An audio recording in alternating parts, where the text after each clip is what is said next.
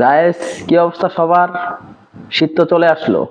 আর মাহবুব সাহেব, এবার শীত উপলক্ষে কিন্তু অফিস থেকে পিকনিকের আয়োজন করেছি। জিএম স্যারকে অনেক কষ্ট করে বুঝাইছি, আমরা এবার পিকনিকে যাব। ও ইয়েস স্যার, সত্যি স্যার। ওয়াও, এবার পিকনিকে যে অনেক মজা করব। এবারে পিকনিকটা অনেক মজা হইব। সেই হইব স্যার, সেই হইব। আরে ওকে ওকে, বাট পার পার্সন 3,000 টাকা করে চাঁদা দেওয়া লাগবে। আহ স্যার, এটা কি করলেন স্যার? 3,000 টাকা তো অনেক বেশি টাকা স্যার। এটা কেমনে পসিবল? এত টাকা আমরা দিতে পারবো স্যার? আরে বাবা, এত ওয়ারিড হচ্ছেন কেন?